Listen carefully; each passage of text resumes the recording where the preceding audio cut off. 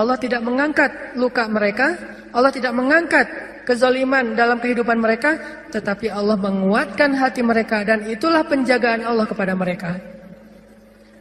Sedangkan orang yang tidak dikuatkan hatinya, baru juga diputusin sudah bunuh diri, gagal pula. Kalau bunuh diri berhasil masih mending, bunuh diri gagal lah gitu. Loncat dari jembatan kesangkut misalnya. Gak enak banget kan ya? Ada dulu yang pengen bunuh diri karena ditolak sama ceweknya. Kebetulan di depan rumah ceweknya itu ada truk lagi berhenti. Terus dia balapan, sengaja nabrakin dirinya ke truk yang lagi berhenti, tepat di depan rumah ceweknya. Kenapa? Pengen nunjukin ke ceweknya, aku gak bisa hidup tanpa kamu. Coba. Kenapa bisa kejadian kayak gini? Karena hatinya tidak dikuatkan. Kenapa ada orang yang berkali-kali diputusin, tetap aja datang lagi. Kuat banget tuh hatinya. Berkali-kali diputusin, datang lagi. Bukan datang ke yang lain, datang ke yang sama. Sampai orang yang putusinnya, yang putus asa memutuskan, akhirnya menerima. Nah, di sini berarti bukan soal layak dan tidak, soal siapa yang paling sabar ya. Kan kata Umar bin Khattab, rahasia kemenangan dalam satu pertarungan, ini yang ngomong jawaranya ya, Umar bukan saya. Kalau saya mungkin bukan petarung, kalau Umar kan petarung. Dia ngomong apa? Rahasia kemenangan dalam satu pertarungan bukan teknik, bukan kekuatan fisik, tapi ketahanan, kesabaran. Siapa yang paling sabar, dia yang akan menang. Siapa yang paling sabar sampai ronde 10, maka dialah yang menang. Begitu juga dalam kehidupan, siapa yang paling kuat, dialah yang akan sukses, yang paling sabar. Ternyata kadang Allah menolong kita bukan dengan cara buat hidup kita nggak ada masalah. Justru kadang masalah itu kuliah buat kita. Masalah itu nyantri buat kita. Masalah itu kursus buat kita, biar kita mengerti kebaikan. Mengerti artinya menjadi orang yang tangguh, tapi Allah kuatkan hati kita. Sehingga kita berbaik sangka. Ihfazillah yahfazka. Jaga Allah, Allah jaga kamu. Berbaik sangka kepada Allah. Misalnya lagi ada musibah.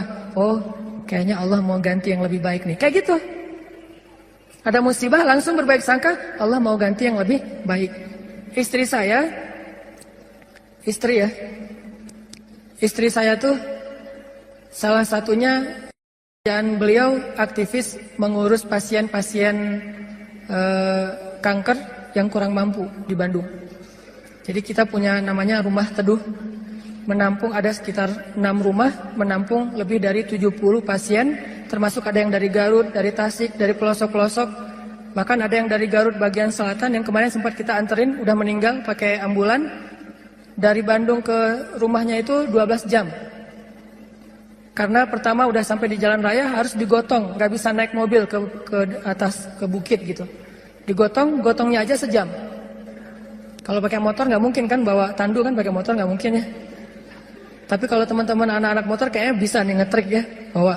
Kalau kita nggak bisa akhirnya ditandu, sejam naik ke atas tuh. Nah, kemarin ada kejadian di salah satu rumah teduh untuk nampung pasien-pasien yang kurang mampu bersama keluarga mereka. Ada satu pasien nyamar. Dia pura-pura sakit, terus tinggal di situ sehari. Tiba-tiba malam hari dia hilang, semua HP keluarga pasien diambil, dibawa lari. Mencuri HP pasien kanker kurang mampu, coba kurang apa dosanya tuh? Mencuri HP, nyopet HP orang di mall masih mending, dosa lah ya. Tapi nggak dosa segede itu ya, nggak berlipat-lipat. Ini dosanya apa? Mencopet, mengambil HP pasien, keluarga pasien kanker kurang mampu. Yang di HP itu satu-satunya alat untuk komunikasi, ngurus pengobatannya. Kita nelpon mereka juga di situ, nelpon dokter lewat HP itu, diambil sama dia. Hilang sekitar 5 HP, 5 pasien. Langsung kita coba snapgram di sosial media. Dalam hitungan jam, Allah ganti HP yang lebih bagus, jumlahnya 2 kali lipat. Itu juga kita stop, kalau enggak mungkin 10 kali lipat jumlahnya, bisa jualan HP itu. Kita taruh instastory, kita butuh HP nih, ada 5 pasien kita yang kehilangan HP dalam satu musibah, mudah-mudahan Allah ganti yang lebih baik. Ternyata langsung pada ngejapri, saya ganti. Bukan HP bekas, HP baru yang harganya mungkin lebih mahal berkali-kali lipat dari yang hilang. Dan jumlahnya berkali lipat dari yang hilang. Hilang 5, yang udah terkumpul dalam hitungan 1 jam 10. Itu langsung kita stop. Kalau nggak bisa 100 tuh. Lumayan kan, bisa buka lapak lagi tuh. Nah ternyata benar kalau kita berprasangka baik ke Allah. Akhirnya mereka pasti kasih HP yang baru, bingung. Pak, ini gimana cara memakainya nih? Karena HP yang mereka selama ini kan yang HP hitam putih yang agak gede yang bisa ngelemparin maling ya. Sekarang HP-nya slim, warna, bisa selfie. Mudah-mudahan sih nggak sibuk selfie ya. Nah alhamdulillah dikasih yang lebih baik. Coba berprasangka aja sama Allah. Dan itu mudah banget bagi Allah. Saya juga pernah hilang HP. Malam-malam mau ada acara tahajud bareng. Bangun tidur karena udah telat bangunnya. Acara tahajud jam 2, saya bangun di rumah jam 2. Kan telat banget tuh berangkat ke tempat masjidnya setengah jam paling cepat. Akhirnya karena panik, saya ambil HP jatuh. Pas jatuhnya itu bagian layarnya langsung pecah, nggak bisa lagi dipakai digit. Wah, HP saya hilang. Langsung doa, Allahumma ajurni fi musibati wakhluf li khairam minha. Ya Allah, beri saya pahala dalam musibah saya, beri saya ganti yang lebih baik darinya. Waktu itu HP saya HP harga 2 juta. Paginya jam 10 pagi Allah ganti dengan Samsung Note 5 yang waktu itu harganya masih 10 juta. Coba. Langsung cash langsung dikasih sama Allah. Gimana caranya? Allah yang punya cara. Dan kita nggak harus tahu caranya karena ayatnya juga wa yarzuqhu min haitsu la yahtasib. Dari jalan yang Allah yang kalian tuh nggak pernah duga. Prasangka baik sama Allah. Ditolak, oh berarti akan diberikan yang lebih baik dari ini. Ditolak lagi, oh berarti lebih baik lagi. Cari lagi yang lebih baik, ditolak lagi. Makanya nyarinya yang terbaik. Begitu ditolak, Allah berarti akan menggantikan yang lebih baik dari dia. Itu ada cewek, Masya Allah, berhijab, hafal Al-Quran, juz 30. Lancar. Ini kayaknya tipe saya banget nih. Jadi saya gak perlu repot-repot ngajarin Al-Quran ke anak saya. Udah ada mamanya. Ini kayaknya cewek yang setia, keibuan. Kayaknya dia gak senang keluar, lebih senang di rumah. Pas banget dengan tipe kita misalnya. Ternyata pas datang ditolak. Maaf saya udah tunangan. Lagi-lagi kayak gitu ya. Gak survei dulu sih, langsung datang aja. Karena gak ada surveinya, datang ditolak. Oh mudah-mudahan dikasih yang tadi juz 30. Karena gara ditolak dikasih yang 30 juz. Tapi sekarang masih juz 30 juga bertahap. Pas sudah nikah nanti dia hafal Quran jadi 30 juz. Bisa kayak gitu? Bisa banget. Kerjaan, ada satu kerjaan yang kita nggak berhasil, satu usaha nih. Lagi mulai usaha kecil, modal 1 juta usaha. Ternyata ada yang nggak jujur, kita ketipu, gagal. Jangan langsung berburuk sangka ke Allah. Apa maunya lagi Allah nih? Saya kan melakukan usaha ini gara-gara saya meninggalkan riba. Masa saya meninggalkan riba tapi malah makin sulit? Kayaknya Allah nggak rela ya. Saya mau hijrah. Ya udah deh saya balik lagi. Malas saya juga sama Allah. Kayak gitu kan? Berarti kita sudah berburuk sangka kepada diri kita sendiri. Harusnya, oh Allah nggak mau ngasih saya rezeki yang receh kayak gini nih. Makanya dibikin ini ada masalah dikit. Dikasih rezeki yang lebih besar. Usaha lagi. Dari mana? Kan udah habis modalnya. Bukankah Allah maha kaya? Bukankah Allah alam yajidka yatiman fa'awa? Wa wajadaka dhallan fahada wa wajadaka ailan fa'aghna. Tinggal kita yakin aja dan berbaik sangka kepada Allah. Makin yakin dan makin berbaik sangka, makin Allah nunjukin hal-hal yang ajaib dalam hidup kita. Saya sering cerita, pasti teman-teman mungkin sebagian pernah dengar di YouTube.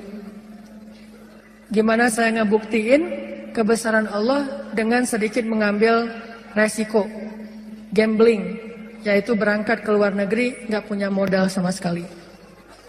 Nggak bawa duit, 1 rupiah pun nggak bawa, berangkat ke luar negeri.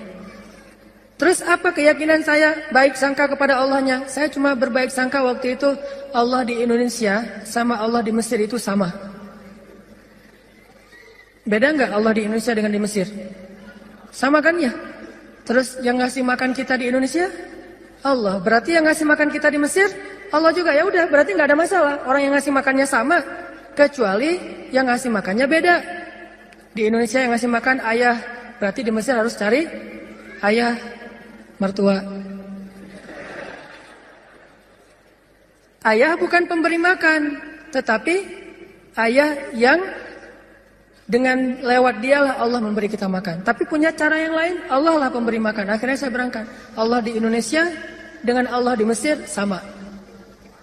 Apakah Allah akan mengecewakan hambanya yang berbaik sangka? Enggak. Ternyata terbukti banget teman-teman. Saya malah merasa sangat diperlakukan dengan istimewa oleh Allah sepanjang perjalanan sampai pulang lagi ke Indonesia. Enggak kelaparan sama sekali.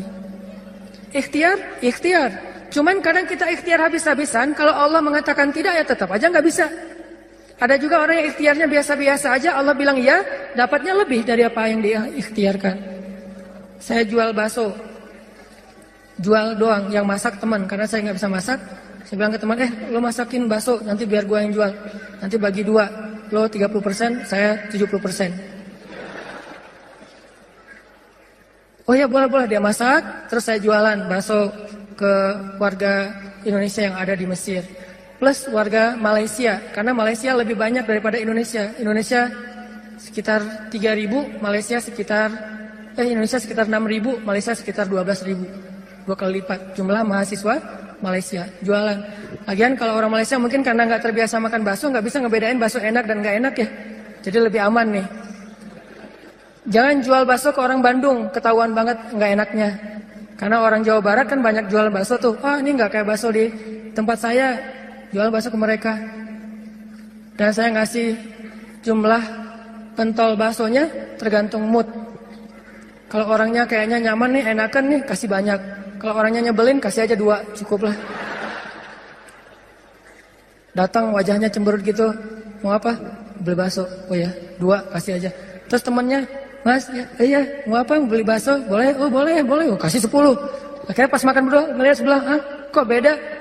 Beda amalan. Rugi kah? Nggak rugi, untung juga gede. Bakso, catering, jual dolar keliling. Terus pokoknya ada adik-adik kelas baru datang langsung dipalakin. Dolarnya sini. Langsung kasih dengan pon Mesir. Dolar. Dalam sehari bisa dapat $1.000 lumayan. Sampai akhirnya setelah saya berangkat ke Mesir, justru nafkah keluarga saya lebih lancar daripada saya di Indonesia. Buktinya apa? Adik-adik itu sekolah saya biayain, kirim dari Mesir, dari mulai dia SD, SMP, SMA dibiayain. Terus ibu nanya, saya nanya ke ibu, Mak, kan di Aceh, Mak butuh apa di rumah? Kalau abang ada duit lebih, Mak pengen beli kulkas.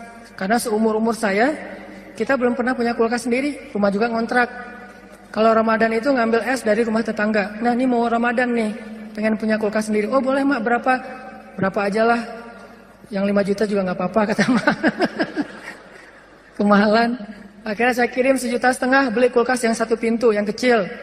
Bahagia. Mak butuh apa lagi? Ya ini adik-adik baju lebaran belum dibeli, kirim baju lebaran. Mak butuh apa lagi? Ini uang kontrakan bulan ini belum bayar, kirim. Ternyata benar kalau kita berbaik sangka ke Allah sekali, Allah akan ngebalasnya minimal 10 kali. Sampai menikah di sana, punya anak di sana, pulang ke Indonesia. Saya sering gambling dengan cara berbaik sangka kepada Allah. Tapi jangan gambling sesuatu yang Allah nggak janjikan ya. Saya berbaik sangka ke Allah, berdiri aja di rel kereta, pasti nggak akan ditabrak lah. Allah nggak pernah bilang siapa yang berdiri di rel kereta akan aku tolong dan tidak akan ditabrak. Nggak ada janji Allah kayak gitu. Ada gitu ayatnya. Coba gambling ke yang ada ayatnya. Siapa yang bertakwa pasti akan aku kasih jalan keluar. Siapa yang bersabar pasti aku berikan pertolongan. Siapa yang sholat pasti aku akan membantu dia. Yang Allah udah janjiin, maka gamblinglah dengan hal itu. Ambillah resiko dengan janji-janji itu. Tapi kalau Allah nggak ngejanjiin apa-apa, jangan ambil resiko. Karena Allah juga nggak punya perjanjian. Siapa yang loncat dari tower pasti akan selamat. Nggak ada ayatnya, nggak ada hadisnya. Siapa yang minum racun nggak apa-apa. Karena dia minum racunnya ikhlas. Nggak ada minum racun ikhlas. Ini teman-teman, berbaik sangka yang dirasakan Nabi Muhammad SAW. Bukan kita doang yang susah dalam hijrah. Nabi juga susah, padahal Nabi lebih dekat ke Allah daripada kita. Yang mudah itu siapa? Umar.